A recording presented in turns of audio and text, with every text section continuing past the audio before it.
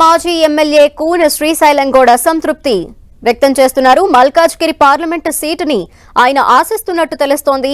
నిన్న తనకే టికెట్ అంటూ ఈటెల రాజేందర్ బ్రేక్ఫాస్ట్ మీటింగ్ కూడా ఏర్పాటు చేసిన నేపథ్యంలో కూన శ్రీశైలం గౌడ్ తన అనుచరులతో ప్రస్తుతం భేటీ అయ్యారని తెలుస్తోంది. ఇదే విషయంపై మరిన్ని డీటెయిల్స్ మా ప్రతినిధి అజయ్ అందిస్తారు. అజయ్, లక్ష్మి, కూన శ్రీశైలం గౌడ్ తన అనుచరులతోటి భేటీ అయ్యారు.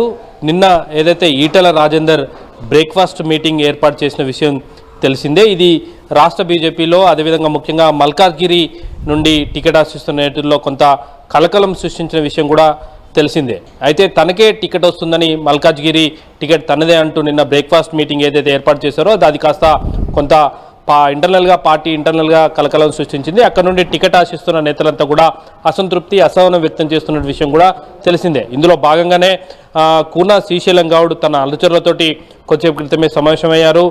మల్కాజ్గిరి టికెట్ తనకు రాకపోతే ఏం చేయాలి, ఒకవేళ ఎవరికి టికెట్ వస్తే మనం పనిచేయాల్సిన అవసరం ఉంది అనే దానిపైన కార్యకర్తల నుండి ఒపీనియన్ కూడా తీసుకున్నటువంటి పరిస్థితి మనకు కనబడుతుంది.